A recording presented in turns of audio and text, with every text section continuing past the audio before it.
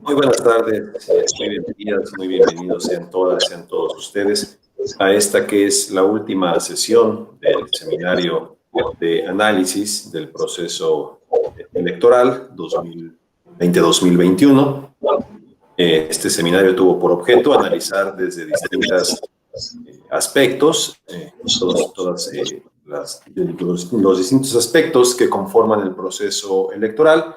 Y el día de hoy trataremos de desmenuzar, de analizar, si es posible, el papel de los medios de comunicación en este proceso electoral tan singular en una pandemia. ¿Cuál ha sido el papel de los medios de comunicación? Si son los medios de comunicación tradicionales o hacia dónde se están moviendo, si es hacia las nuevas plataformas. Y particularmente trataremos de descifrar con nuestras ponentes, nuestro ponente, cuál es el mensaje, qué están recibiendo, qué estamos recibiendo como ciudadanos, si se logró el objetivo. En fin, esto y muchos otros temas que abordaremos a lo largo de esta hora. La dinámica de la sesión es la siguiente.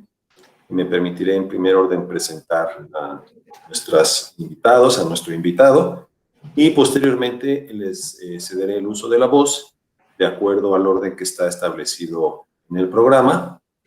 Hasta por 10 minutos, haríamos 2 rondas, una tercera ronda de conclusiones hasta por 5 minutos y abriríamos el espacio para preguntas y respuestas para generar pues un intercambio, un diálogo respetuoso para que podamos platicar con las alumnas, con los alumnos respecto a lo que ellos, las dudas que pudiera generarles esta mesa.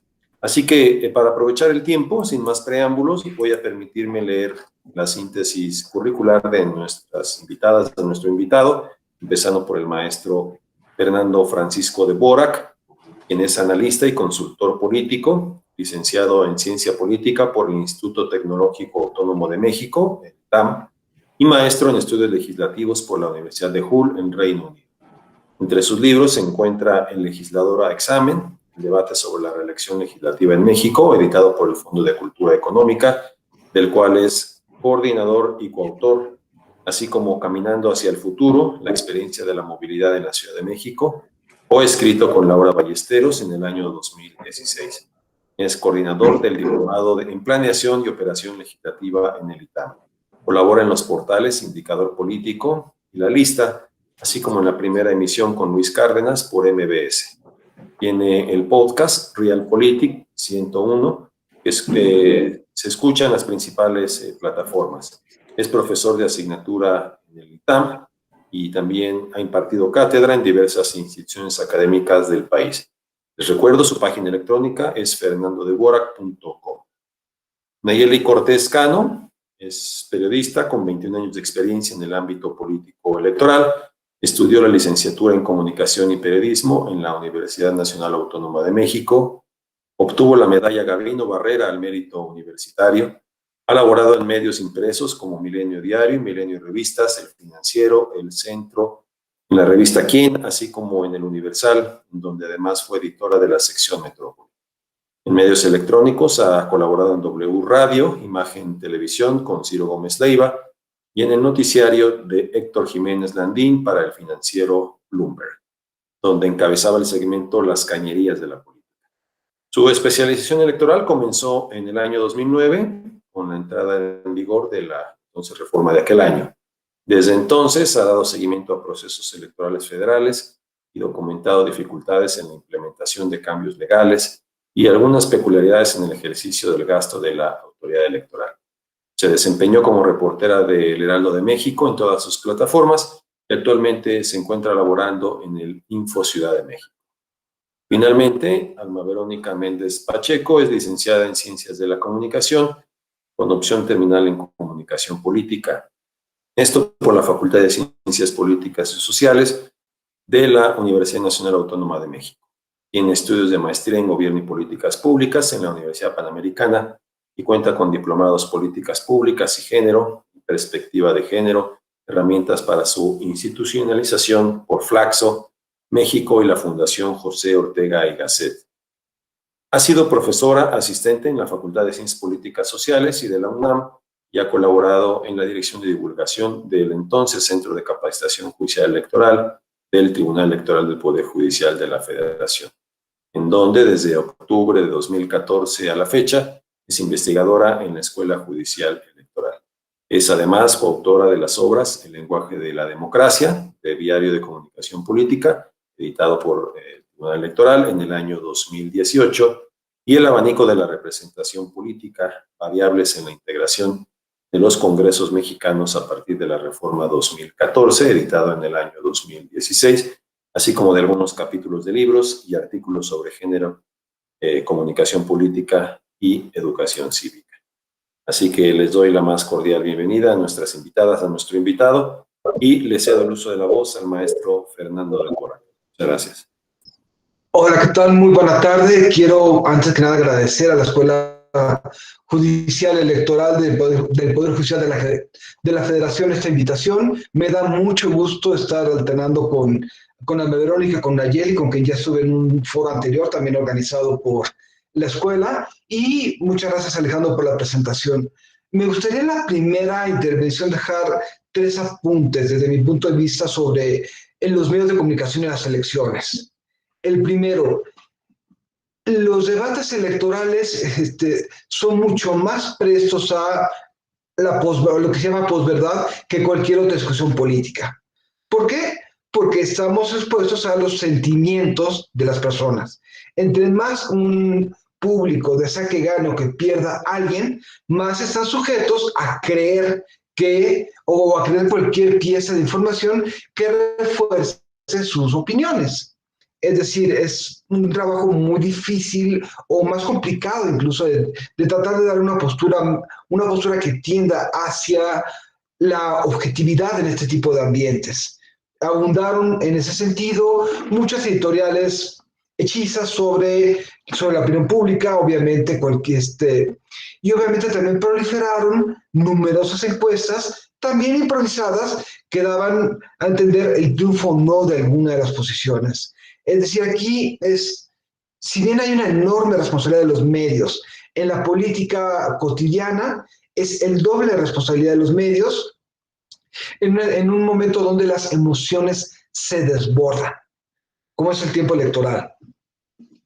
Y en ese entendido, también es necesario meter algo que para mí me parece muy importante, una perspectiva de lo que ha pasado antes.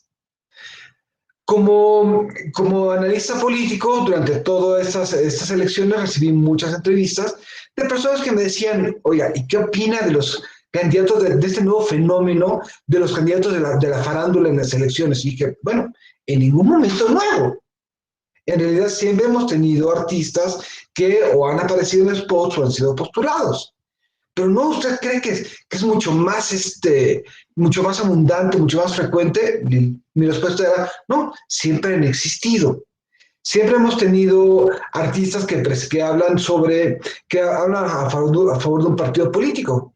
Me decían, como por ejemplo, bueno, en 2015 Héctor Suárez hizo proselitismo a favor de el PES 1.0 en su momento.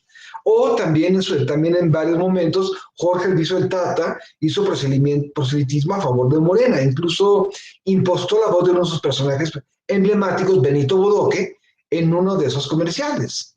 En 2015, el Partido Verde invitó a Maite Perroni a participar en algunos spots del Verde.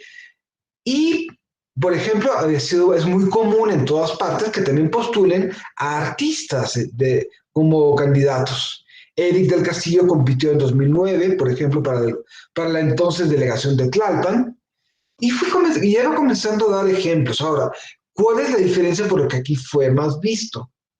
En primer lugar, hubo 3 partidos que competían por mantener el registro, que ninguno lo obtuvo, y eso hacía que el objetivo principal de esos partidos al momento de tratar de ganar el registro, es decir, mantener un 3% de votación, hizo que fuese mucho más habitual recurrir a candidatos de la farándula o que tratara de presentar a artistas en sus spots.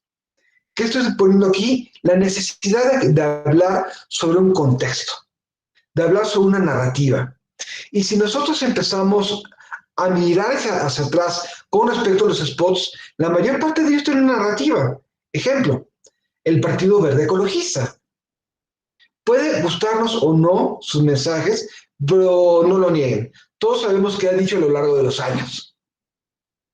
Ese es un ejemplo de una narrativa en materia de propaganda.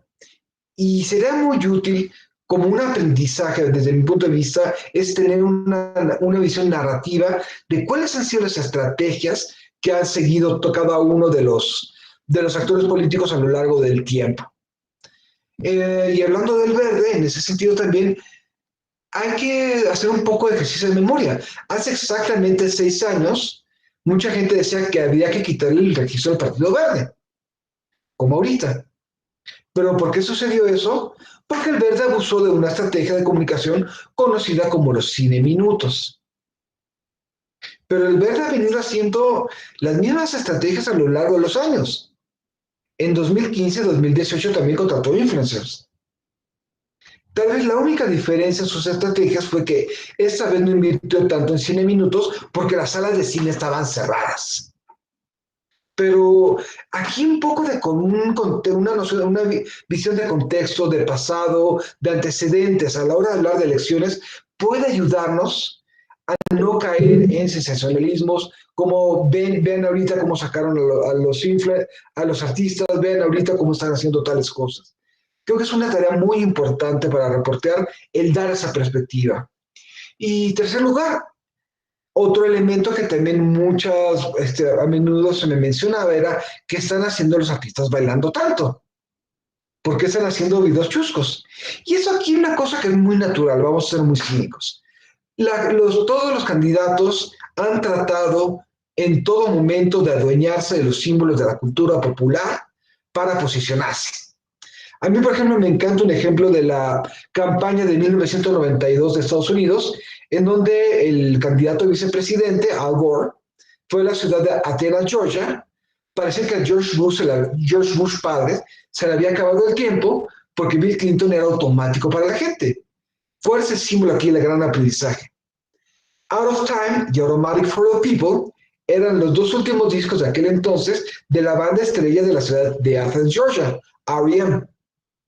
Y aquí fue un tema que a mí se me ha quedado mucho a lo largo de las campañas. Siempre va a haber un interés por adoptar los cánones de la cultura popular, por adueñarse de esos símbolos, y el 99.99% de esos esfuerzos son fracasados. ¿Por qué? Porque no hay un político que realmente sea honesto en este tipo de acercamientos. Siempre se les ve como unas revistas. O incluso vamos a otra cosa que vemos cada 3 años, donde hay campañas. El 4 de mayo es el día de Star Wars. Y Star Wars como propaganda podría dar para muchísimo. ¿A qué me refiero? La primera trilogía especialmente es un tratado en ciencia política. La decadencia de la República, la Federación del Comercio, el ascenso del Imperio, y todo el mundo se centra en lo más básico y en lo más banal, ponerse a sí mismos como Jedi y ponerse a los otros partidos como Siths. O el tema de TikTok, que también es algo esencial ahorita.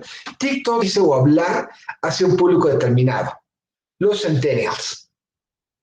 TikTok es una herramienta subversiva por excelencia.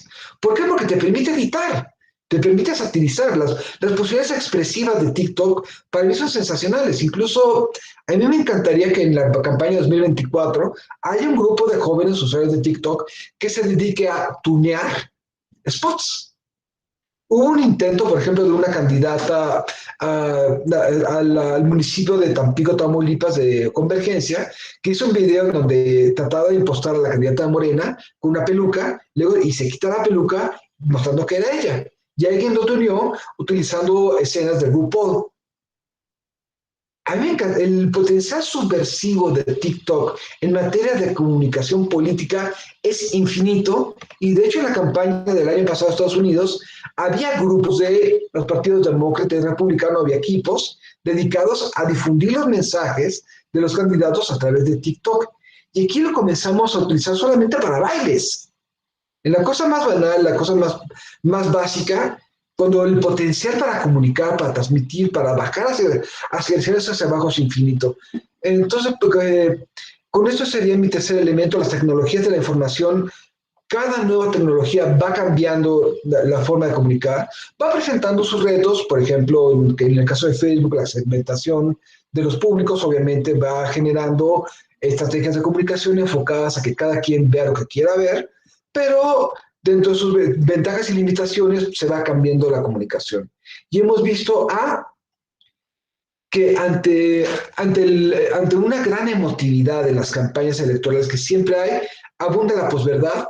Creo que aquí habría, y aquí es buena parte de la responsabilidad de los medios masivos, comenzar a dar historias, perspectivas. No se preocupen por eso, esto lo hemos visto antes.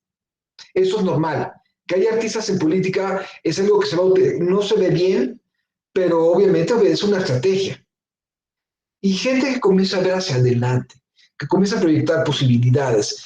Y en esos tres elementos, las campañas nos han quedado mucho de ver. Y creo que es una lista de tareas para los medios de comunicación para comenzar a dar esas perspectivas. Entender esto. Obviamente, la comunicación política en las campañas es riquísima. La propaganda da muchas posibilidades de narrativas, de identificar imágenes, de identificar discursos, pero darnos un paso hacia atrás y comenzar a hablar desde los medios especializados sobre esas estrategias, sobre esas cosas, sería de una gran utilidad para entender no solamente a las campañas, sino para desarrollar espíritu crítico. Y con eso cierro mi primera intervención. Muchas gracias. Muchas gracias, maestro de Borac. Cedería el uso de la voz a Yeli Cortés, por favor. ¿Qué tal a todos? Buenas tardes. Pues lo que siempre acostumbro decir cuando inicio alguna intervención con ustedes es que mi posición obviamente no representa la posición de la institución en la que laboro, en este caso el Instituto de Transparencia de la Ciudad de México. Hecho a esta acotación, pues entramos en materia. La elección del 6 de junio, o las elecciones del 6 de junio de 2021 fueron las más importantes, así dicen los consejeros electorales en la historia electoral de México, por el número de cargos que estuvieron en disputa, más de 21,000. Sin embargo, paradójicamente, esta es la elección desde que yo tengo cobertura electoral, que peor cobertura paradójicamente ha tenido, a causa de las dificultades que entrañó obviamente la pandemia. La pandemia provocó el cierre de instituciones, el cierre físico de instituciones, que se tradujo también en el cierre de fuentes informativas, y pues estuvimos compitiendo por espacio con, por desgracia, los muertos por el COVID, el tema de las vacunas, la disponibilidad de oxígeno, las camas generales y las camas de terapia intensiva en los hospitales, y eso hizo que el tema electoral, el tema de la elección más importante en la historia electoral reciente de México, pues se viera desplazado y la cobertura disminuida. Cuando comenzó formalmente el año electoral, el 7 de septiembre del año pasado, solo el periódico Excelsior se llevó como nota de 8, su nota principal, el tema hablando justamente sobre que esta pandemia tenía en jaque o ponía en jaque a los comicios de 2021. El resto de los medios no le destinó una sola línea, y un día después, el 8 de septiembre, una vez que los medios de comunicación pues habían hecho la cobertura de la inauguración formal del proceso electoral que siempre realiza el Instituto Nacional Electoral, pues resulta que lo que ganó las portadas fue esta decisión de algunos gobernadores de abandonar la CONAGO para convertirse o formar la famosa Alianza Federalista. Entonces, pues ese fue uno de los primeros problemas con los que nos topamos como medios de comunicación. Incluso hubo en algún momento la intención de diferir las elecciones, era un tema interesante para tratar, solo dos medios, El Heraldo de México y Reforma posteriormente. Tratamos ese tema sobre las consultas que realizó el Instituto Nacional Electoral, primero con la Secretaría de Gobernación, después con la Secretaría de Salud, y los cabildeos que comenzó a hacer la Secretaria de Gobernación, Olga Sánchez Cordero, con los partidos políticos, pues para sondear si era posible. Después de que se lograron realizar las elecciones municipales en Coahuila e Hidalgo, pues este tema prácticamente quedó saldado, y pues tuvimos las elecciones del 6 de junio. Una vez que logramos acceder a algo de espacio, el siguiente punto de atención en las elecciones, pues fue esta alianza que se conformó, sobre todo, hubo dos alianzas, pero la alianza que acaparó la atención fue la impensable unión entre el PRI y el PAN, que sumó al PRD también, la Alianza por México, una alianza promovida por un grupo de empresarios que se concretó, y esto llamó la atención de los medios de comunicación y provocó el primer detonante de uno de los temas pues, que acaparó la atención de las campañas. La intervención del presidente Andrés Manuel López Obrador en ella. Recordemos que en su mañanera del 23 de diciembre él habla de que significaría un retroceso el que esta coalición retomara el poder, ¿no? Esa mañanera, esa declaración en la mañanera, provocó una serie de impugnaciones que finalmente terminaron con la decisión del Tribunal Electoral de darle una serie de directrices para pedirle que no interviniera en el proceso electoral en curso. Hace un momento hablaba Fernando de otro de los temas que llamó la atención en la campaña, el tema de estos candidatos polémicos por englobar en un término a quienes cantan, bailan, son influencers, comillas. Yo no estaría tan segura de que, sobre todo por los resultados electorales de estos comicios, no estaría tan segura de que las estrategias funcionen, sobre todo en elecciones intermedias. Vemos que generalmente en estas elecciones son las estructuras las que mueven a los votantes, y lo que vimos, al menos ahorita, tendrá que haber un análisis más desmenuzado a través de estudios del voto que realice el INE y también de las encuestas que levantaron las encuestadoras y que tendrán que hacer una disección de edades, género, profesiones de quienes votaron. Pero lo cierto es que vemos que el nivel de voto, sobre todo por las casillas que hasta ahora hemos sabido cooptaron un mayor número de votos, pues parece que la ola de los seguidores de Va por México, lo que algunos llaman fifís, yo no quiero usar ese término, pero para que ustedes les sea más sencillo identificar la ola, creo que ellos fueron los que movieron en gran parte esa votación. Y si hacemos un análisis de cómo les fue a todos estos candidatos polémicos, pues todos perdieron prácticamente. Sergio Mayer, también el hijo de Lupita D'Alessio, Paquita la del Barrio, que iba por una curul para el Congreso de Veracruz, Juan Manuel Márquez, que fue boxeador, perdió por Morena, un distrito de Gustavo Amadero, prácticamente todos, con excepción de Rocío Banquels, por ejemplo, que le ganó a Alfonso Ramírez Cuellar, un avesado diputado, sobre todo en temas presupuestales. Salvo ese caso, prácticamente todos los demás candidatos polémicos, no propiamente políticos, pues perdieron sus elecciones. Entonces yo no estaría tan segura de que esta estrategia en México funcione. Hablaba Fernando del caso de Estados Unidos, son públicos totalmente diferentes.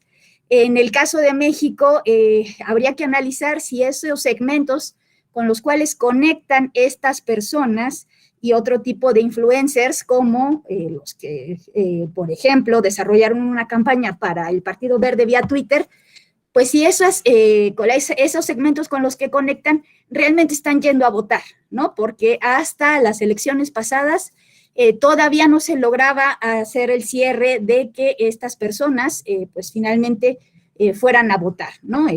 Creo que ahí hace falta todavía analizar muy bien la influencia de estos influencers, valga la redundancia, en el público que suele ir a votar aquí en México. Y bueno, otro tema que llamó la atención, que por desgracia en los últimos días, pues incluso seguimos viendo, es el tema de la violencia, candidatos que fueron asesinados, que fueron atacados.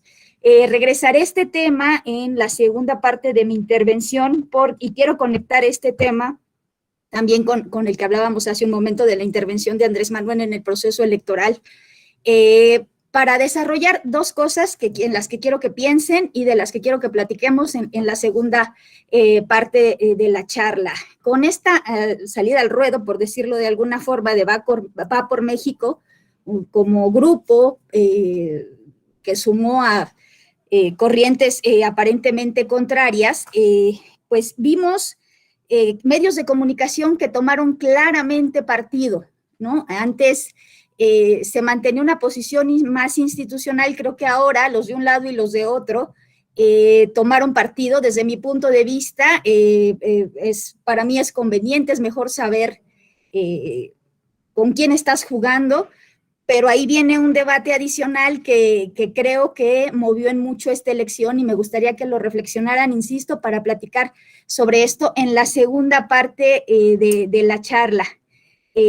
Andrés Manuel influyó en el proceso electoral, digo, lo decimos porque el tribunal lo dijo, incluso le dio una serie de directrices que él cumplió solo hasta el final, prácticamente hasta un día antes de la elección. Mientras tanto la mañanera siguió incluyendo cosas que legalmente no podía hacer, básicamente difundir programas y acciones de gobierno y, bueno, hablar del proceso electoral en sí, ¿no? Cosas que no podía hacer. Él intervino en la elección, pero ¿qué tanto también influyeron y sesgaron de alguna forma la elección estos medios que tomaron posición claramente a favor o en contra de alguien? Insisto, desde mi punto de vista es adecuado saber exactamente con quién estás jugando para que te sea más sencillo leer la información, pero esto afectó la equidad del proceso electoral, eso me gustaría que lo reflexionáramos. Y regreso al tema de la violencia. Pregúntense ustedes en este momento si sienten que este proceso electoral fue más violento que el de hace 3 años. Guarden esa reflexión en su mente. Hay cifras de este año, hay cifras de hace 3 años. Las notas que estuvimos viendo en las últimas semanas, pues nos hablaban del proceso electoral más violento de la historia. De hecho, muchas de las notas publicadas el día de la elección, pues hablaban del temor ante videos que se difundieron, que creo que esa sí fue una novedad, perdónenme la expresión, y su difusión vía redes sociales, una novedad bastante lamentable, donde, y reitero, hablando de la disección de cómo los medios de comunicación cubrieron las campañas, pues en las que probablemente muchos medios incurrieron en violación de derechos a víctimas, reproduciendo esos videos que mostraban a personas que, además de candidatos, en el momento de sufrir una agresión se volvían víctimas y se identificaban perfectamente, y a través de las redes sociales se potencializaba este efecto pues de revictimizar a estas personas. Creo que eso también es algo que tenemos que reflexionar. Y con estas 3 preguntas dejaría yo mi intervención y les pediría que las tuvieran en el radar para que habláramos de esto en la siguiente parte. ¿Qué tanto el tomar partido como medio de comunicación pudo influir en el proceso electoral, y si esto es bueno o malo, o por qué? Eso por un lado. Por otro, si este fue el proceso electoral más violento de la historia desde su punto de vista, según la información a la que estuvieron teniendo acceso. Y en tercer lugar, si desde su punto de vista estas elecciones como medios de comunicación respetamos una serie de derechos, el derecho que ya hablaba yo hace un momento de los derechos de las víctimas, el derecho a la información, porque nosotros solo somos un vehículo para que los ciudadanos obtengan datos que les sirvan para tomar decisiones lo más informadas posibles.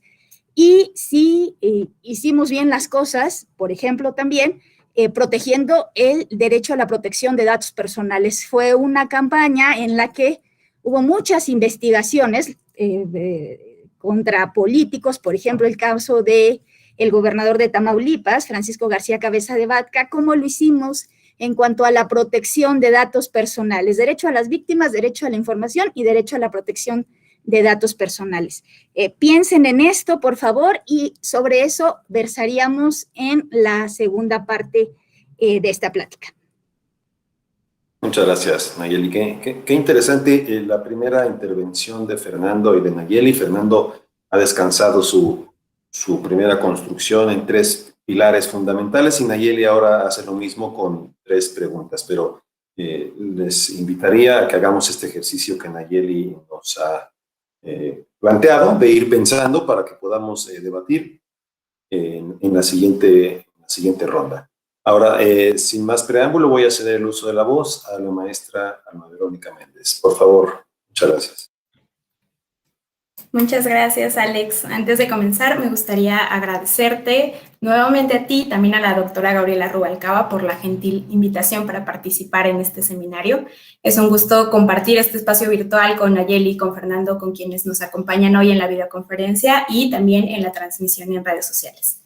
Hoy quiero compartirles una visión un tanto distinta a la que estamos acostumbradas desde el derecho electoral cuando miramos a los medios de comunicación. Recuerdo que cuando yo comencé con mis pininos en el tribunal, la pregunta constante de mis amistades universitarias era ¿por qué? O sea, básicamente, ¿por qué el derecho electoral? ¿Qué tiene de interesante el derecho electoral? Y es que cada vez es más frecuente que se generen espacios como este de intercambio para analizar juntas y juntos los procesos electorales y otros elementos del sistema político que nos permita comprender por qué es importante el derecho electoral. Espacios no solo de difusión, es decir, no solo de encuentro de especialistas en la materia, sino también de divulgación. Espacios, entonces, que en su momento se convierten más bien en puentes entre la comunidad electoral, entre los actores políticos y la ciudadanía en general. Sin embargo, pues estos espacios no eran tan comunes hace algunos años, y de ahí también la importancia de los medios de comunicación, de las y los periodistas, para allegar a la ciudadanía de información sobre los procesos electorales, para alentar su participación e involucramiento en los asuntos públicos y para colaborar en que se ejerza un voto informado, ¿no? Me atrapó mucho la primera participación de Nayeli y de Fernando, pero me quedo con algo que mencionaba Fernando, ¿no? Al respecto de resaltar la cultura popular. Y porque quizás algunos de ustedes sepan, el sábado pasado falleció el doctor Jesús Martín Barbero, un filósofo, antropólogo, semiólogo y un teórico muy reconocido de las ciencias de la comunicación que aportó muchísimo desde los estudios culturales con este énfasis en Latinoamérica, ¿no? Y los elementos de análisis que hoy les propongo tienen su origen a partir de esta corriente, en una suerte de muy humilde homenaje al doctor Martín Barbero. Y entonces vamos a hablar de cuál fue el papel de los medios de comunicación en el proceso electoral de 2021, pero entendiéndolos precisamente como mediadores. Cuando hablamos de estos estudios culturales de la comunicación, nos referimos pues al análisis del público, ¿no? Cuando en su momento se pensaba que era esta masa homogénea sin ningún tipo de reacción individualizada. Pero pues más tarde, en realidad, estamos hablando del análisis de las audiencias, en el entendido de que la forma en la que se transmite un mensaje, sus características discursivas, impactan en cómo se decodifica esta información. Entonces, esta teoría de las mediaciones tenemos que en el proceso comunicativo no termina una vez que la información llega al receptor, ¿no? De hecho, justo se enfatiza en lo que hay alrededor de la recepción del mensaje para su interpretación. La mediación, entonces, pasa a ser este espacio que se genera cuando hay un intercambio entre los medios de comunicación y las personas. No se refiere a esta acción de comunicar de los medios, tampoco estamos hablando a la acción de la recepción de la información, sino este espacio que media esa comunicación. Y entonces, pues, esto incluye la experiencia, la memoria, la educación formal o informal que puede tener una persona, todo este bagaje cultural, y que al final pues incide en cómo se interpretan los mensajes, cómo se dota de sentido a un mensaje. Y bueno, al hablar de mediación tenemos que hay una interdependencia de las partes, ¿no? Estamos hablando de que los medios de comunicación en la selección de esta información periodísticamente relevante, además de tomar en consideración los factores de interés que nos enseñaron por ahí en la universidad sobre pues la actualidad, el conflicto, la proximidad, etcétera, pues identifican aquellos rasgos que a su audiencia le interesan en términos de consumo, ¿no? Porque no podemos dejar de plantear y de pensar que pues los medios de comunicación también son empresas y viceversa, las personas acuden a consultar determinado periódico, noticiario o portal de internet en función de los temas que suelen analizarse, del abordaje que se le da a los datos, de la interpretación de quien escribe, la línea editorial, etcétera. Y esta es la razón por la que les propongo retomar esta teoría, porque nos permite comprender tanto las dinámicas culturales de la producción de los distintos formatos, como los procesos de producción y de reproducción propiamente de significados. Ahora, ¿qué pasó en este proceso electoral? Les voy a compartir una presentación muy rápido, unos minutos, y la vamos a recuperar en la siguiente intervención.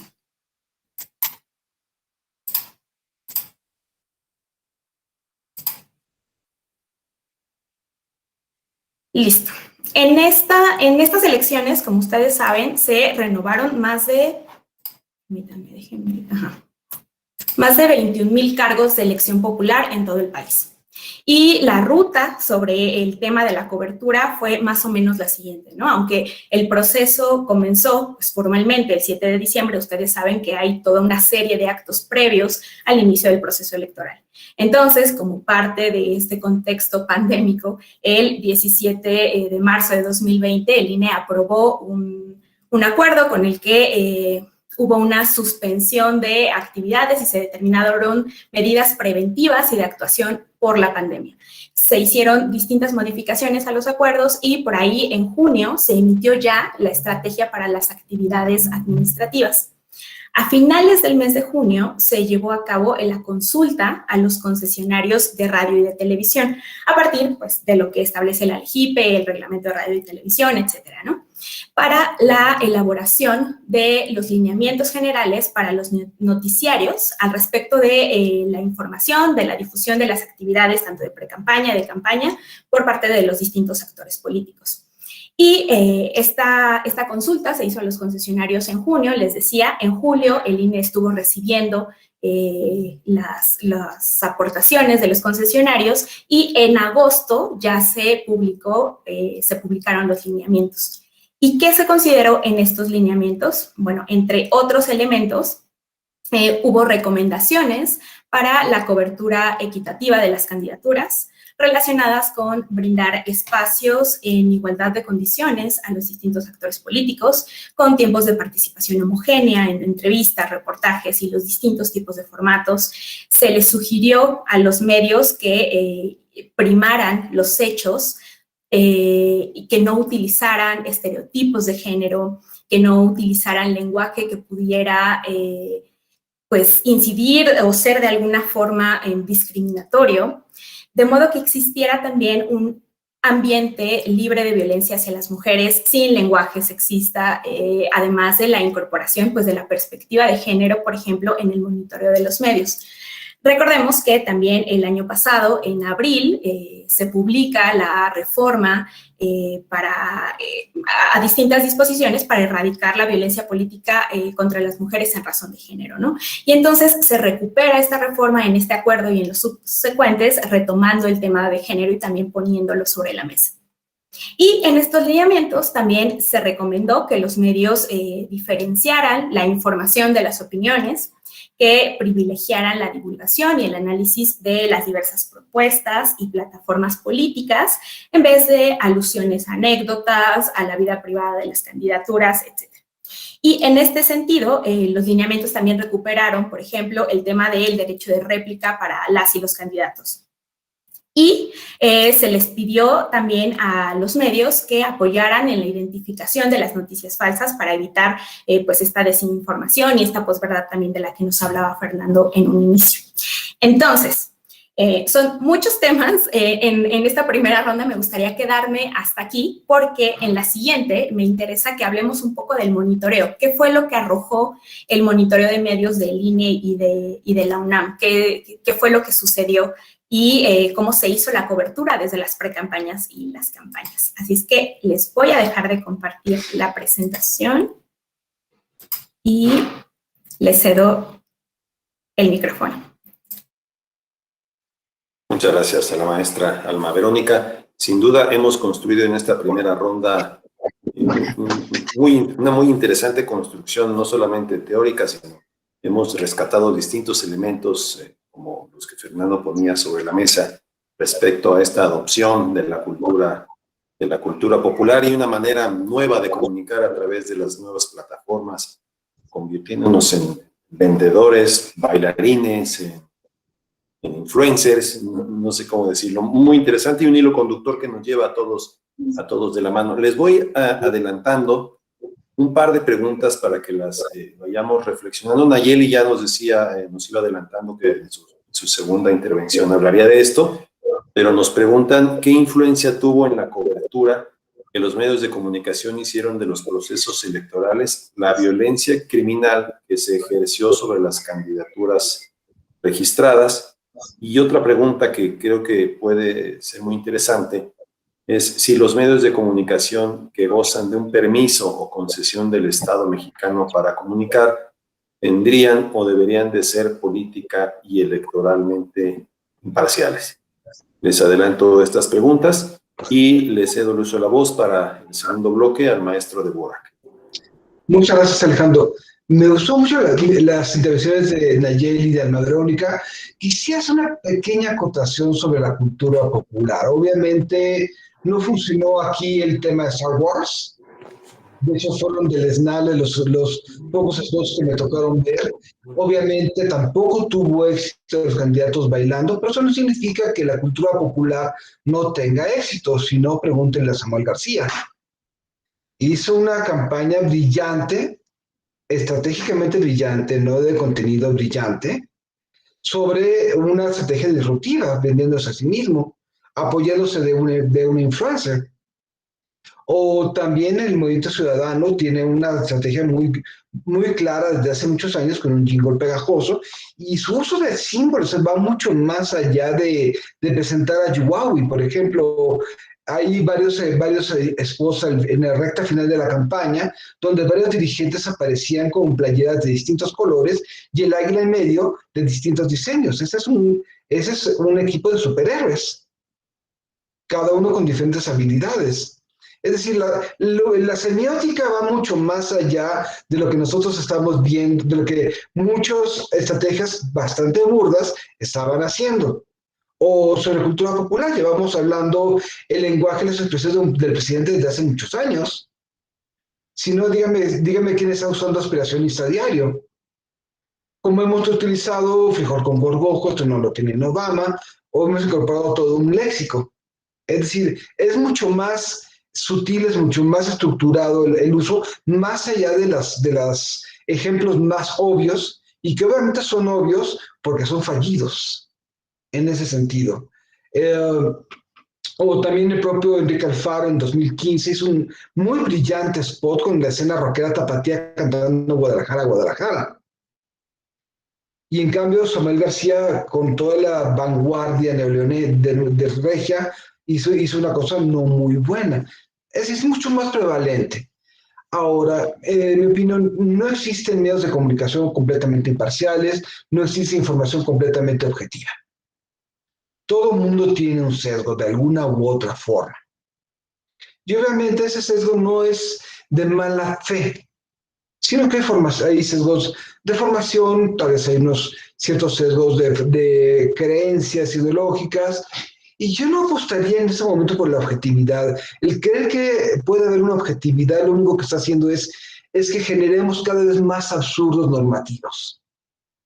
Y eso termina fortaleciendo también no al medio más objetivo, sino a la persona que sea más creíble al autoproclamarse objetiva o imparcial. Y eso nos hace mucho más expuestos a un discurso moral. Nosotros somos los buenos, yo voy a apoyar a él porque es el bueno. Nosotros son malos. Y aquí en este punto yo creo que hemos comenzado a ver el agotamiento de un modelo de regulación electoral, particularmente en temas de comunicación política.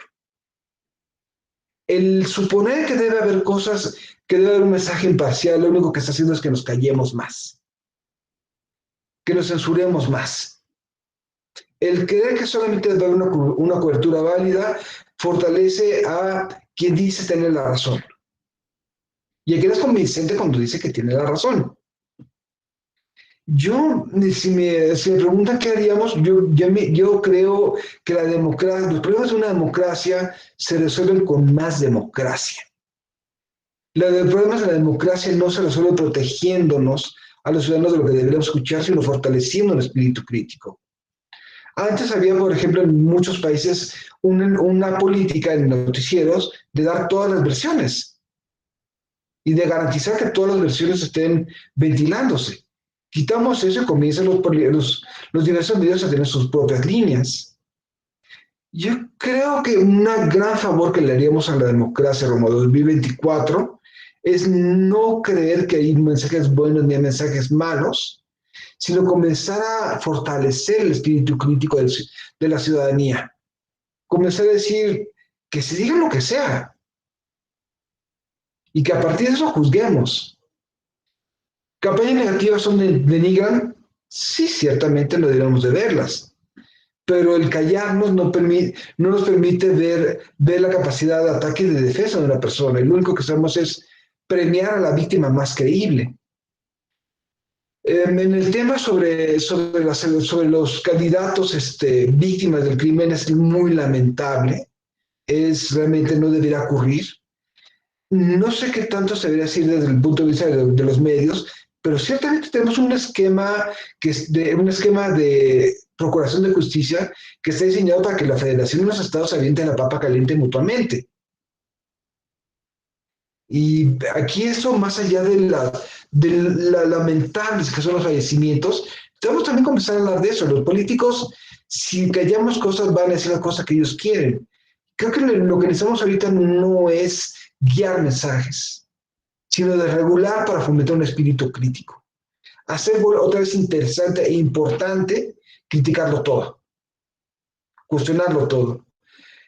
Y lamentablemente creo que desde 2007 para acá se ha hecho un modelo regulatorio que está hecho para que se callen cosas, para que no nos la digamos, para que las ocultemos, para tratar de salvarnos.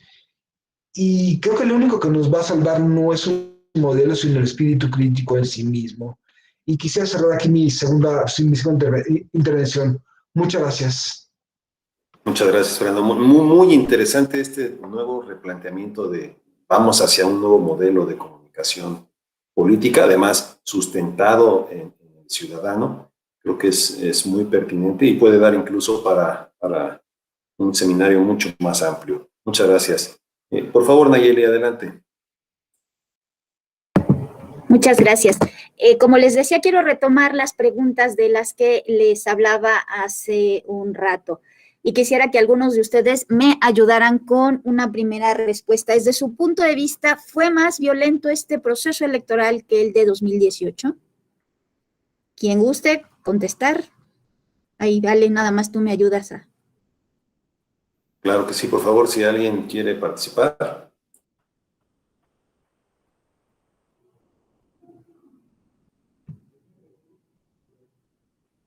Pues creo que te dejan la responsabilidad de la respuesta. Sí.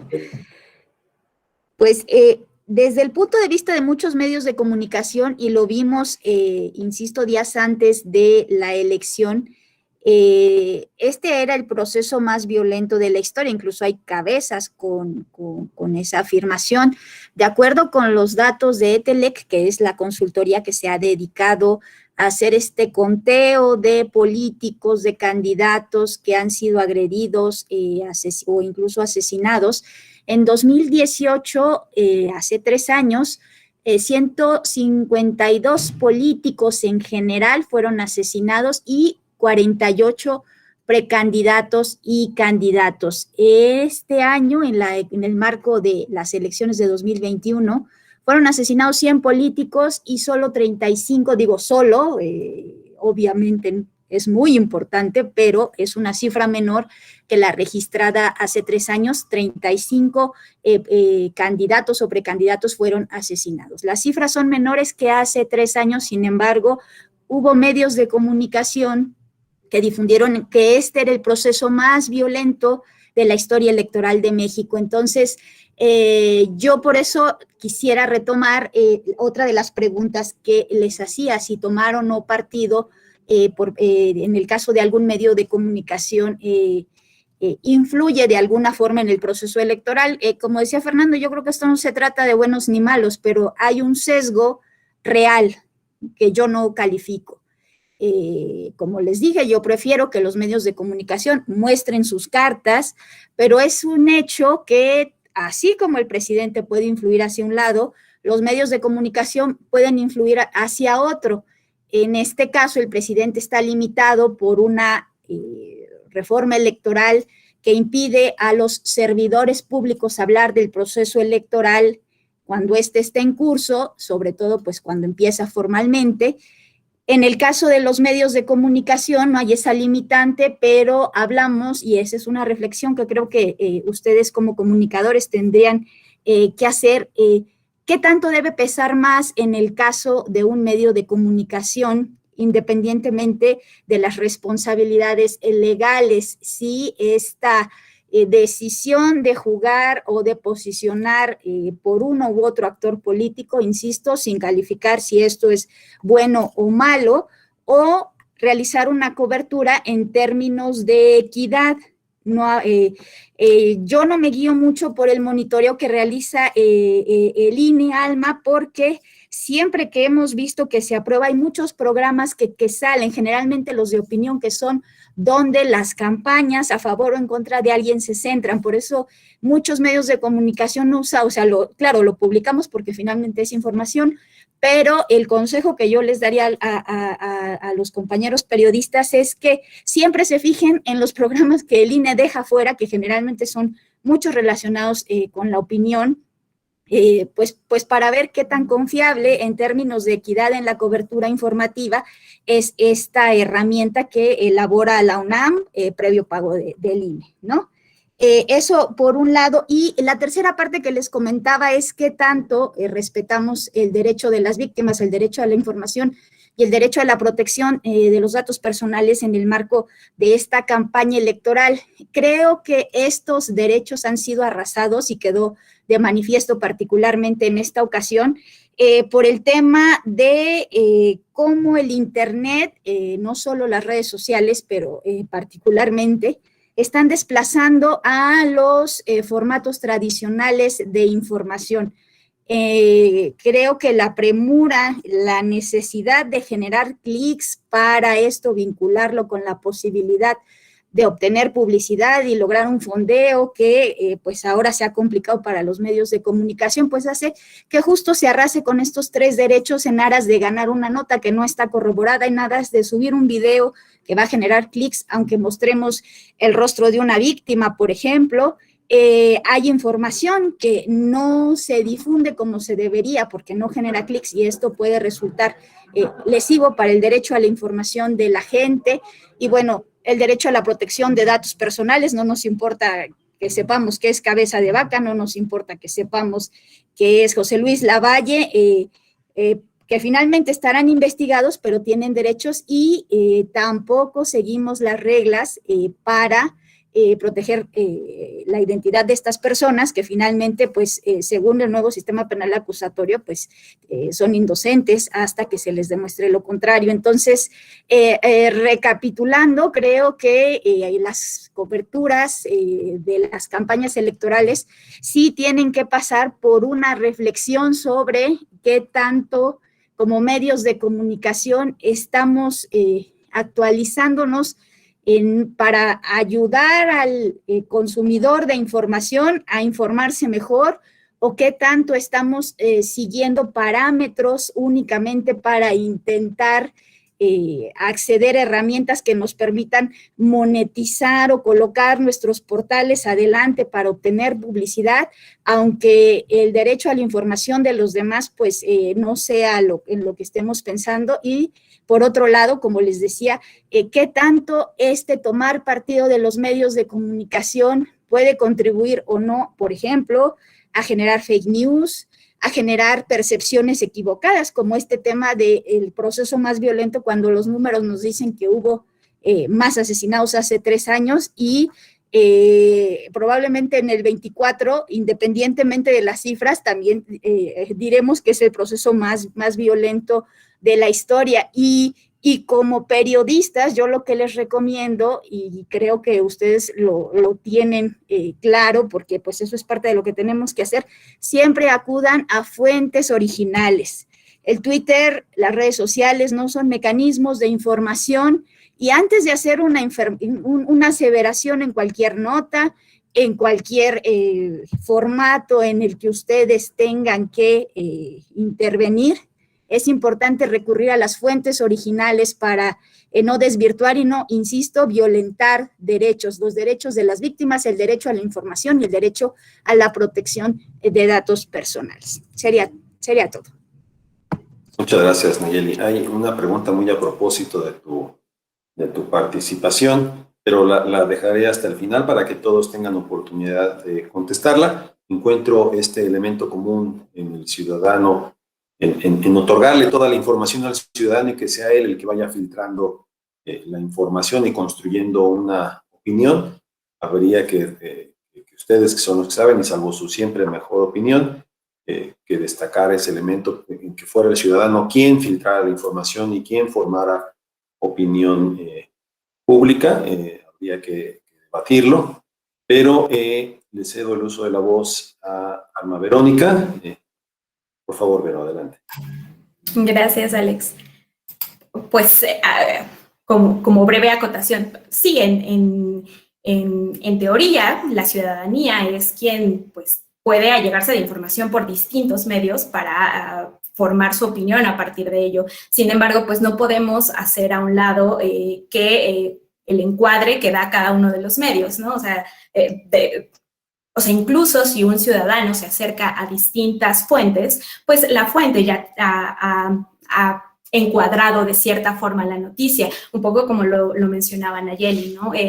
Esta agenda de mencionar que ha sido un proceso sumamente violento, que claro que ha sido violento, ¿no? O sea, no importa si es una muerte o 5 muertes, una muerte, pues eso es una muerte, y más cuando hablamos de representación política, o sea, pero este encuadre que se le da, pues claro que tiene de fondo determinados intereses, ¿no? Y justo lo que te permite como ciudadano comprender cuáles son los intereses que hay detrás o no de determinado encuadre que se le da, pues es allegarte de más fuentes. Ahora, retomo lo que estaba hablando hace un rato sobre el monitoreo, y entonces les decía que el 11 de septiembre, déjenme regreso, por acá. El 11 de septiembre, el Comité de Radio y Televisión del INE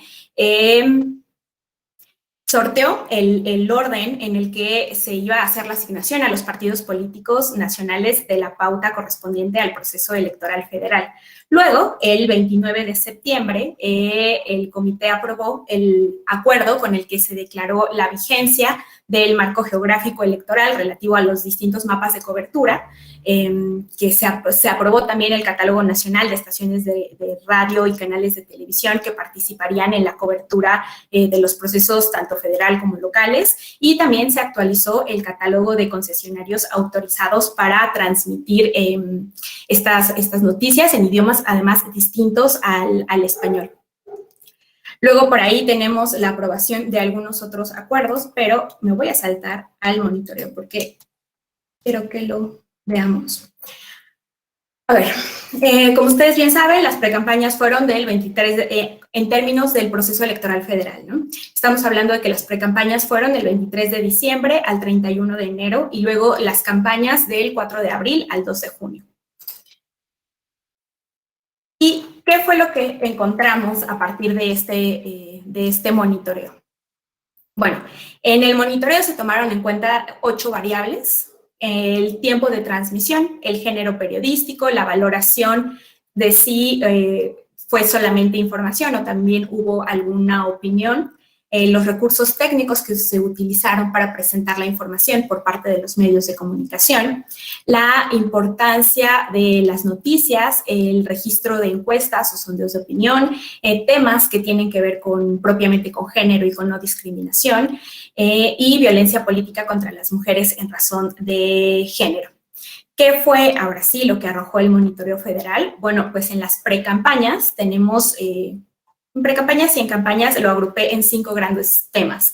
El primero es que se le dedicó un mayor tiempo de cobertura al PAN en radio. podemos ver, radio, tenemos una mayor cobertura, piquito más que a Morena, pero sigue encabezando el PAN. Pero en televisión tenemos que quien encabezó la cobertura fue, de hecho, el Partido del Trabajo, después tenemos al PAN y en tercer lugar tenemos a Morena. Los formatos más utilizados que en esta cobertura, en las precampañas, fue la nota informativa, como podemos ver por acá. Aunque también se destinó la cobertura a opinión y análisis, pero pues podemos ver que hay una mayor cobertura, por ejemplo, en la radio. Aquí hay 1,871 piezas que se analizaron desde el monitoreo, piezas radiofónicas, versus 1,034 piezas de televisión. Vemos también que en la radio no se presentó ningún debate, y ahí por acá tenemos uno en la televisión.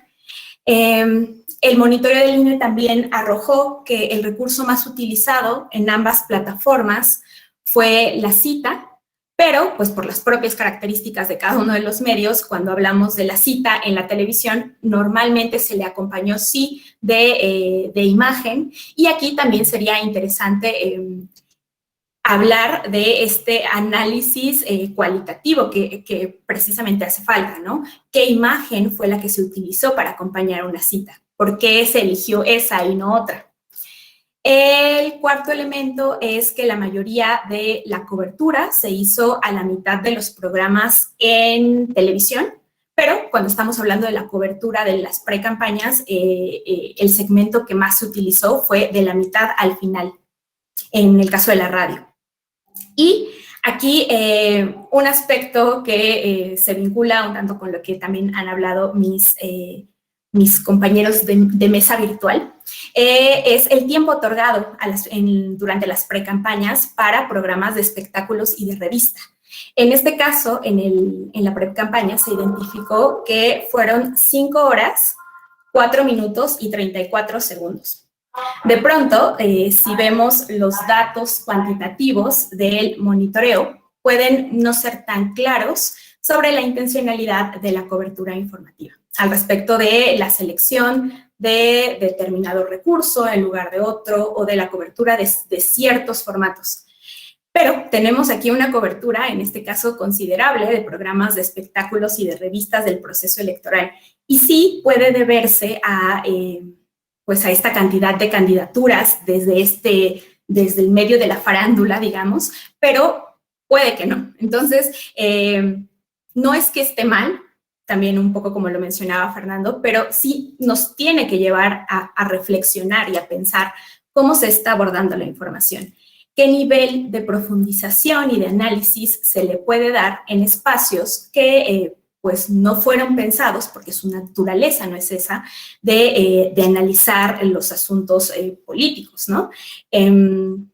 Sí, ¿en qué nivel de reflexión podemos quedarnos? Y aquí recupero también un poco la pregunta que sé que más tarde nos hará Sale de Mirna en el chat, ¿no? Ahí, ¿qué fue primero? Los candidatos y los partidos quizás haciendo, pues, una suerte de banalización, por llamarlo de cierta forma, de la política, o que la ciudadanía solo consume eso. ¿Qué fue primero? ¿Cómo podemos analizar esto? Y pues también es comprensible que los actores políticos se acerquen como parte de su estrategia a estos medios, porque pues es una forma de llegar a públicos diversos, porque obedece también a una lógica pragmática de la competencia electoral, pero pues se vuelve importante mirar hacia cómo se está transmitiendo la información desde los medios de comunicación, cómo se da esta mediación y cómo impacta en la toma de decisiones. Esto al respecto de las precampañas. ¿Y qué pasó en las campañas? Bueno, en las campañas, en cuanto a radio, tenemos que hay una mayor cobertura al partido Morena, tanto en radio como en televisión, de hecho. Veíamos que en las precampañas, en radio teníamos al PAN, pero en televisión teníamos al PT, esta vez no. En las campañas la mayor cobertura que se le dio fue a Morena. Y en el caso, por ejemplo, de la radio, me parece que va la alianza. Ajá, sí, está la alianza. Bueno, ¿cuál fue el formato más utilizado? Nuevamente, las notas informativas, aunque esta vez pues ya se recuperó un poco más el espacio dedicado a entrevistas, ¿no? Que veíamos por ahí un poco apagado en el caso de las precampañas. Y en cuanto al total de piezas analizadas, pues sí hay una gran diferencia, ¿no? Cuando estamos hablando, por ejemplo, de radio, estamos hablando de más de 31,000 piezas que se analizaron en el monitoreo versus 7,784 en piezas televisivas, ¿no? Y en esta ocasión vemos que no se presentó ningún debate en ninguna de los dos medios de comunicación. En cuanto al recurso, se mantuvo la dinámica de las precampañas. Se dio un mayor uso a las citas y, pues, en el caso de la televisión, se incorporó tanto imagen como voz. Sobre el segmento en el que se presentó la información, en el caso de la radio, la cobertura se mantuvo mayormente en la mitad de los programas, como veíamos, mientras que en el caso de la televisión se le dio una mayor cobertura en la primera mitad de los programas. En las precampañas, la cobertura era de la mitad del programa hacia el final y en la campaña ya es en la primera parte, ¿no? Y el tiempo total otorgado, el tiempo total que se le dio al análisis de temas políticos o la cobertura mediática del proceso electoral en programas de espectáculo y de revista, incrementó un poco, pero pues se mantuvo sobre estas 5 horas. Esta vez fueron 5 horas con 41 minutos y 30 y algo segundos. De forma general, esto es algo que no les presenté en las precampañas porque la verdad es que no tenía como mucha carnita las gráficas, pero de forma general en las campañas, este análisis o esta cobertura que se hace sin valoración. Lo podemos ver por acá, ¿no? No hay una valoración, sí hay una valoración. Pero esta segunda gráfica es muy ilustrativa. ¿Por qué? Porque estamos hablando de que a pesar de que hay un bajo porcentaje de piezas informativas con valoración, de ese bajo porcentaje, la mayor parte de la valoración es una valoración negativa. Y pues por acá, en caso de que les interese, pues pueden revisar el resto de las variables ahí en la página de monitoreo del INE. Y antes de finalizar esta segunda participación, también quiero como recuperar esto al respecto de las redes sociales, ¿no? Que están, al menos en mis planteamientos, estoy dejando un poco fuera el tema de la propaganda digital, el uso de las redes sociales ya conocidas, pero que también considero que, pues sí, en determinados casos fue bastante desafortunada la incursión en distintas plataformas, y ponían el ejemplo de TikTok, ¿no? Es evidente cuando no hay una estrategia clara, cuando se genera contenidos sin tener claro en qué consiste la plataforma, qué y cómo se debe acercar a las personas. Por ejemplo, porque pues asumimos que incursionar en TikTok fue para acercarse a las personas que estaban votando por primera vez, ¿no? Pero pues desde el desconocimiento creo que pudo haber sido un elemento también para generar apatía de esas nuevas generaciones. Y pues esta actitud evidencia una falta de plan integral de una campaña creado para los contextos particulares, ¿no? Y pues una vez más, retomando por ahí a Martín Barbero, pues no se puede generar un vínculo si no se conoce a quién se le está hablando, si no se tiene bien identificado qué es lo que se quiere comunicar, con qué fines, cómo generar un ambiente en el que esta mediación sea lo más favorable posible para la interpretación del mensaje, como se está transmitiendo por parte de las y los emisores, ¿no? Y es por ello que pues no le dediqué un mayor espacio a este tema. Sin embargo, también me parece que es fundamental, sobre todo con miras al 24, pero que también pone sobre la mesa el cuestionar y cuestionarnos desde dónde se está planteando la comunicación entre actores políticos y ciudadanía. Y pues eso sería todo en esta segunda intervención. Muchas gracias, Vero. Muy interesante. Recuerdo sirve un poco para ilustrar el debate que se organizó en el diario El Norte, en el que únicamente asistió un candidato. Entonces, también es un fenómeno muy interesante. Me voy a permitir consultar a nuestros ponentes si podemos cambiar el orden en el sentido de no realizar un cierre en este momento, sino abrir el espacio a preguntas y respuestas, porque se ha generado, mucho interés en plantear, realizar algunos planteamientos y algunas preguntas. Si tienen a bien, de acuerdo, muchas gracias. Le daría el uso de la voz en primer orden a Mirna, que así nos lo ha pedido, y a continuación Laura Ceballos. Por favor, Mirna, si nos ayuda con su pregunta.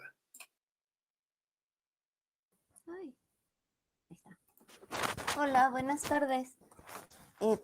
Primero que nada, pues darles las gracias. Creo que ha sido una excelente plática la que han presentado los ponentes. Y bueno, mi pregunta va respecto a las campañas. Y yo considero que del 2000 para acá ha cambiado el modelo de comunicación política respecto a la forma de hacer campañas. Como que las campañas se han enfocado más a posicionar al candidato como un producto comercial, no tanto como una persona que aspira a dirigir a un país o a establecer las políticas públicas que se van a seguir. Y bueno, yo creo que del 2000 para acá se ha dado, no sé exactamente. Pero yo me pregunto, ¿quién marca esta forma de comunicar a los candidatos, a los partidos, con la ciudadanía? Si es la ciudadanía la que quiere ver a los candidatos bailando, cantando, haciendo algún show o no sé, vaya, una sarta de cosas que se les ocurren que es increíble. O si son los candidatos quienes acostumbran a los ciudadanos a presentarles ese tipo de campañas, que bueno, a mí en lo personal me parecen muy frívolas, muy superficiales, muy vacías de contenido, sin propuestas, no como para un partido o un candidato. Y bueno, también, si es que no en este proceso se marcó un poco la pauta de que han abusado de esta herramienta. Yo entiendo que, bueno, en comunicación es llamar la atención, tener más audiencia, más auditorio, pero si no han abusado un poco de esta herramienta y han cansado a la ciudadanía un poco, no sé. Y bueno, también respecto a la cobertura informativa, pues yo me preguntaba, ahorita que escuché lo de las estadísticas, que el proceso anterior fue más violento que este, el papel de los medios de comunicación con esa posverdad que manejan o esa desinformación. No sé exactamente cómo encuadra esta parte. Gracias. Sí, gracias por su pregunta. Mira, si me permiten, escucharíamos la pregunta de Laura y le cedería a continuación el uso de la voz para que pudiéramos ir contestándola. Por favor, Laura, adelante. Gracias, Alex. Vero, buenas tardes, Mirna, a todos. Muchas gracias. Qué excelente seminario, de verdad.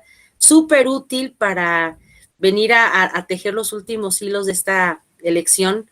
Pues sí, la verdad, emocionante para vernos como ciudadanos activos. Me encanta esta elección, lo que nos ha dejado como lecciones son muy, muy ricas.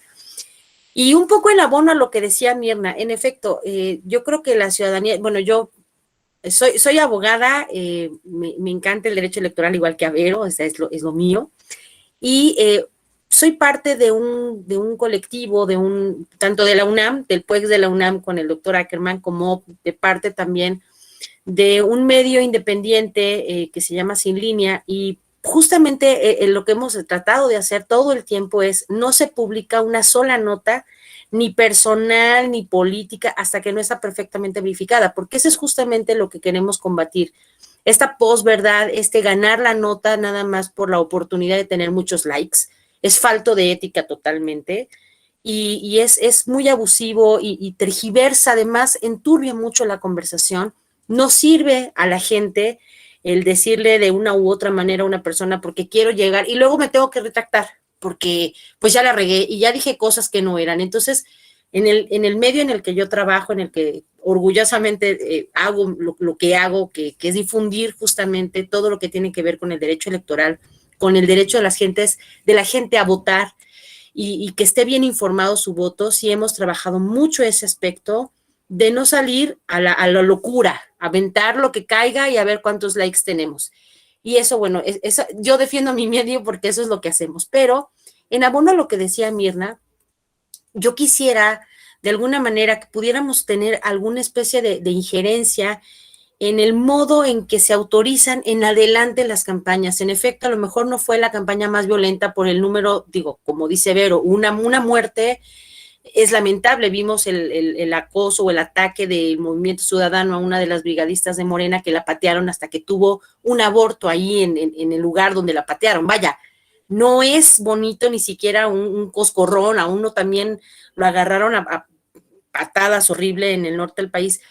Esa violencia es terrible, pero la que también afecta muchísimo a la gente es esta violencia verbal, en medios, y de alguna manera quisiéramos ver sí candidatos que tengan más que proponer, menos que bailar, menos que insultar y más que proponer. O sea, si es tan pobre su campaña que no les alcanza para jalar un voto porque lo que están ofreciendo es tan poquito, pues yo creo que sí tendría que ser un poco del lado del instituto, del lado de la autoridad electoral, la que pusiera este mínimo. A ver, no puedes bailar y no puedes.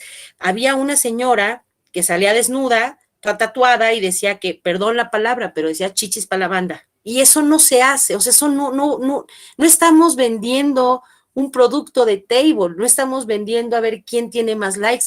Proponía también que le hicieran donaciones en un programa, en una cosa, en privado, en sus redes sociales. Vaya, yo creo que hemos caído muy bajo en lo que ofertan los candidatos y los partidos. Y yo creo que tendríamos, porque la ciudadanía sí se siente ofendida, que exigir un nivel mucho más político, menos sensacionalista.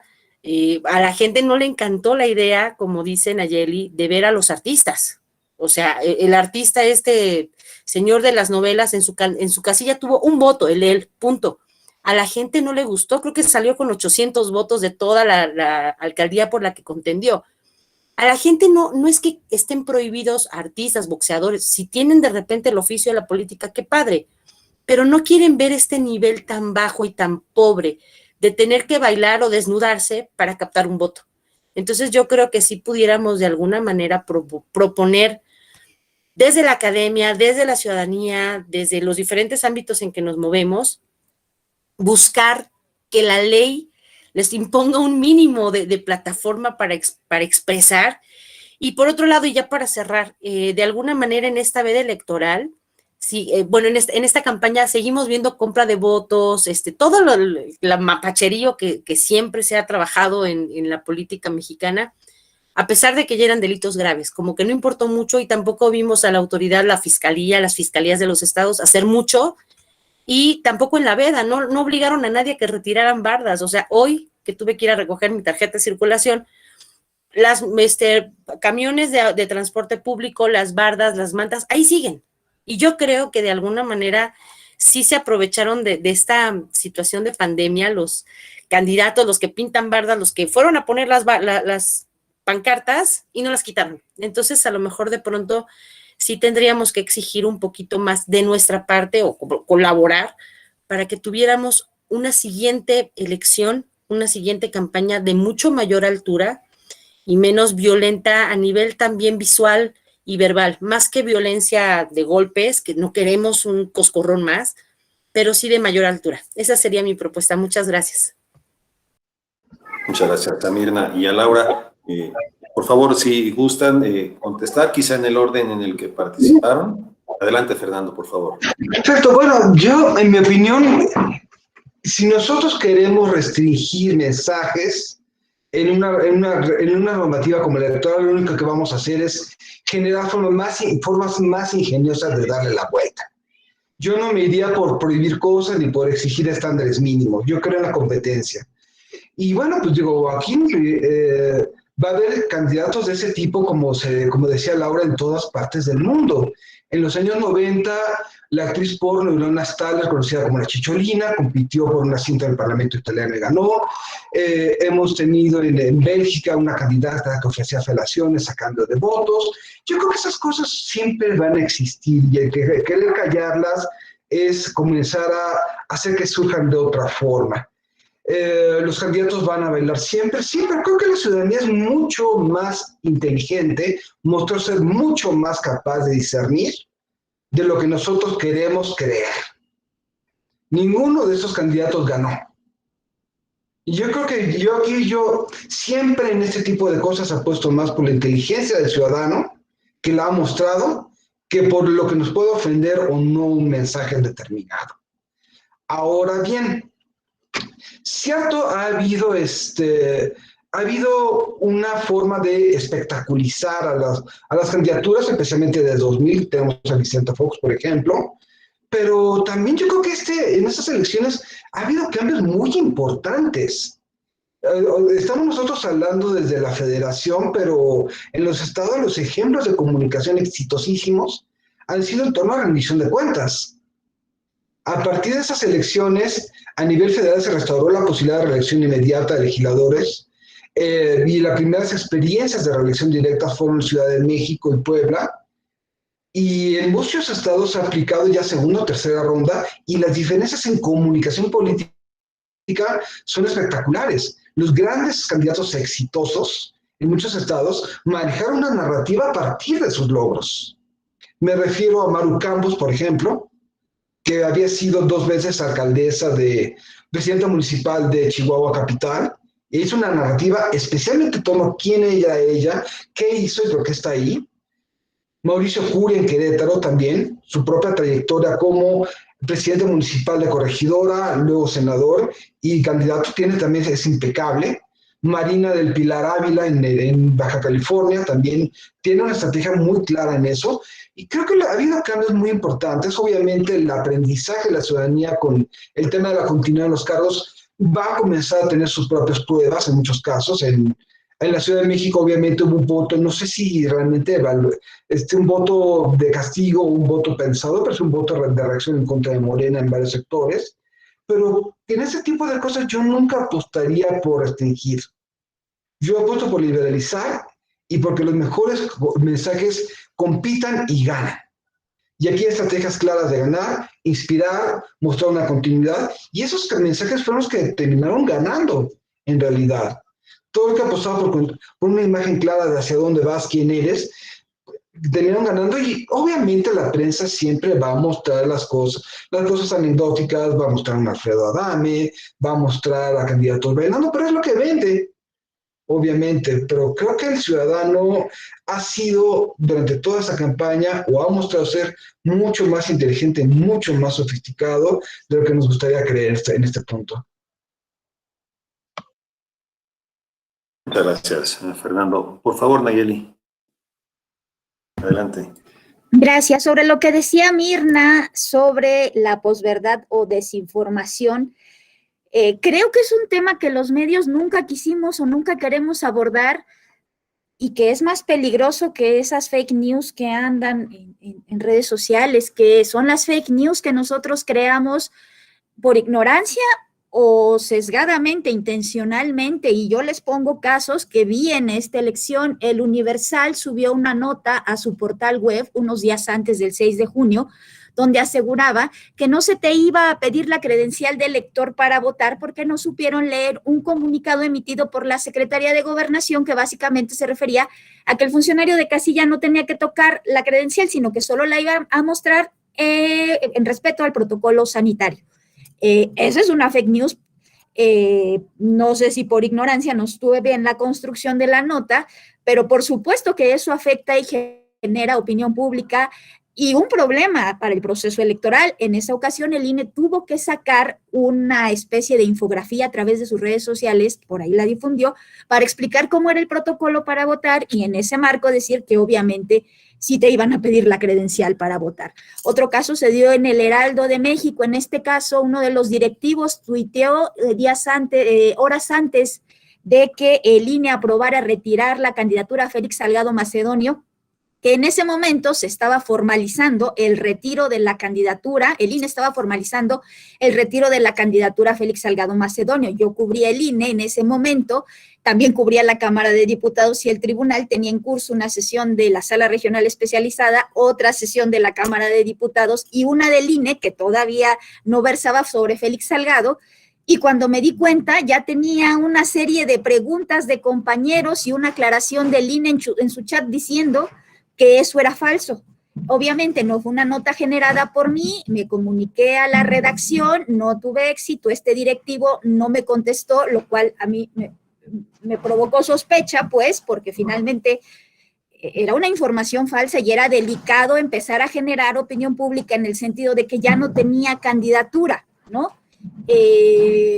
Finalmente borró el tweet, porque incluso se subió una nota, a partir de su tuit el periódico generó una nota y eso se volvió una bola de nieve, insisto, no sabemos si por ignorancia o si con alguna intención política, porque hay que decirlo, también hay intencionalidad política en la forma en que se difunden las notas y cuando se difunden datos falsos.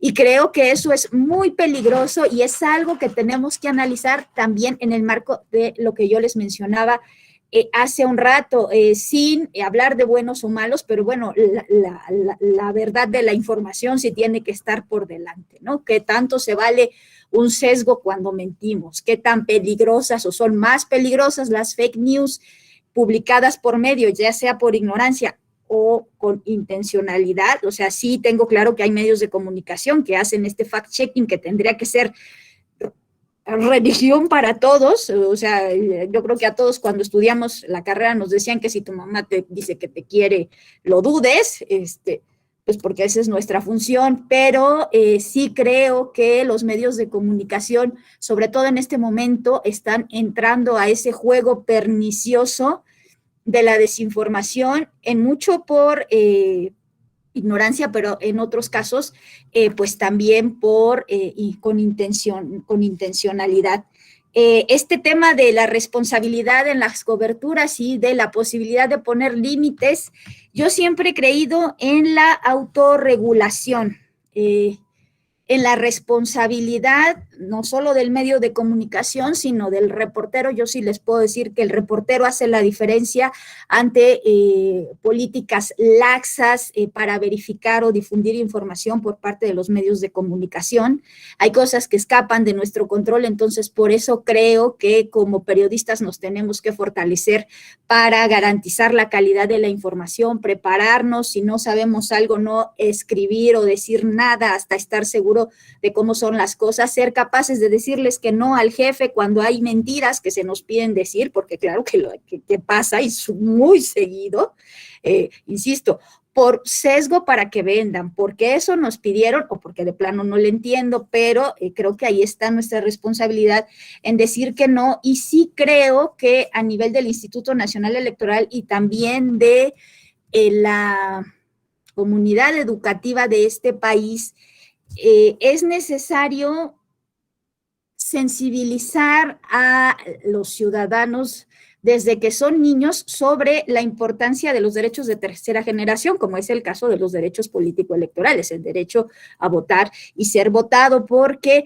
aunque efectivamente la ciudadanía no es tonta, la ciudadanía entiende perfectamente los mensajes, la ciudadanía es una ciudadanía harta de la política, que no entiende el porqué de qué es importante, por qué es importante conocer qué hacen sus autoridades, elegir a sus autoridades. Venimos de muchos años donde no importaba quién ganara, siempre era el PRI y siempre hacían lo que querían, y cuando empezó a haber alternancia, no hemos podido dar ese salto en concientizar desde chiquitos a las personas sobre la importancia de ser participativos al momento de elegir a nuestras autoridades, de salir a votar, de si nos eligen como funcionarios de casilla, asumir esa responsabilidad. Si hay algo que en nuestra comunidad donde vivimos no nos gusta, poder organizarnos, pedirle a la alcaldía,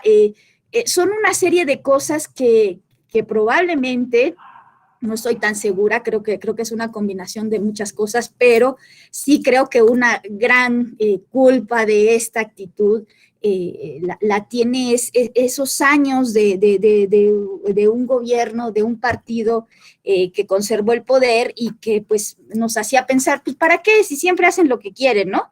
Y vimos mucho de estas actitudes también en este gobierno, donde hubo mayoría en la Cámara de Diputados, pero regresando al punto, yo más que establecer más reglas, le apostaría a la autorregulación, a la conciencia personal y también a que las autoridades educativas y las electorales asuman este papel de promover la cultura cívica. La cultura cívica, su promoción es una responsabilidad y facultad del Instituto Nacional Electoral que hasta la fecha no ha podido cumplir.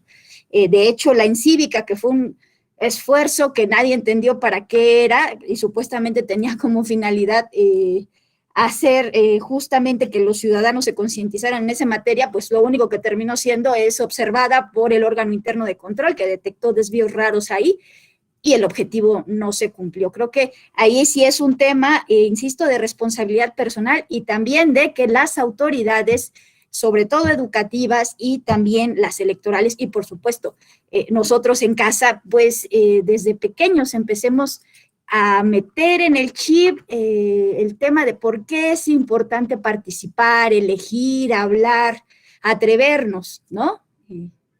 Lo dejaría hasta ahí. Muchas gracias, Nayeli. Pero por favor, adelante. Muchas gracias. Pues sí, desde mi perspectiva, mayor flujo de información siempre es mejor que mayor restricción. Porque concuerdo en que los actores políticos siempre le van a encontrar una forma de darle vuelta a la restricción. Y aquí lo voy a hilar con el tema que ponía sobre la mesa Laura, ¿no? El tema de la propaganda fija.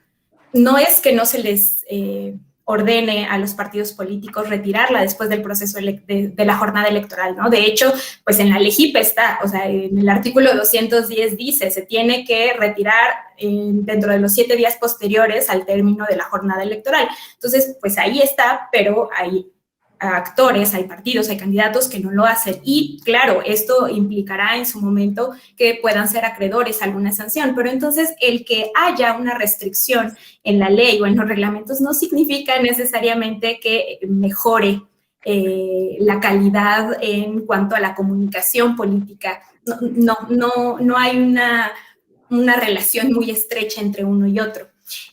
Pero la pregunta por ahí que nos hacía Mirna, entonces, ¿qué hacemos, no? O sea, ¿qué podemos hacer como ciudadanía? Bueno, pues mis sugerencias en realidad serían como dejar de consumir determinados medios, ¿no? Que sabemos, que hemos identificado, que a lo mejor no, pues no son tan... Es que el término objetivo no es lo adecuado cuando hablamos también de periodismo, ¿no? Pero a lo mejor que no son tan subjetivos, ¿no? O que no están haciendo por completo esta generación de noticias falsas. Quizás podría ser una vía dejar de seguirlos, dejar de seguir a determinadas figuras públicas, podría ser usar el voto para expresar lo que nos incomoda, ¿no? El desacuerdo en el que estamos por la falta o no de propuestas y de plataformas, el fortalecimiento de los valores democráticos y de la cultura cívica, como también ya lo mencionaba Nayeli. O sea, hay otras cosas que hacer más allá de solo imponer mayores restricciones al modelo de comunicación, que también desde mi perspectiva ya de por sí está sobreregulado, ¿no?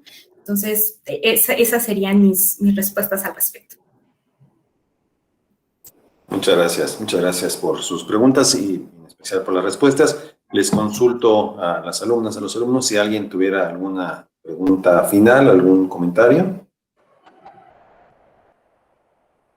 Muy bien, muchas gracias. Pues a reserva siempre de su mejor opinión, creo que ha sido una sesión muy rica, llena de información, muy importante, hemos descubierto muchos aspectos que si bien ya teníamos presentes, los hemos podido analizar a mayor profundidad. Así que le damos las gracias a nuestras invitadas, a nuestro invitado, por esta fructífera sesión con la cual damos por finalizado este seminario que pretendió analizar el proceso electoral 2021. Así que, a nombre del magistrado presidente, el magistrado José Luis Vargas Valdés, de las magistradas y los magistrados de la Sala Superior, agradecemos enormemente a nuestras invitadas y a nuestro invitado que nos hayan acompañado en esta experiencia académica, pero en especial a todas y a todos ustedes que hacen posibles estos espacios en los que podemos platicar y debatir siempre en un marco de respeto y de un espacio que pretende ser un espacio académico y un espacio de todas y de todos ustedes. Les pediría, por favor, a todas y a todos, si me ayudan abriendo su micrófono y dando un generoso aplauso a nuestros invitados. Muchas gracias. Muchas gracias.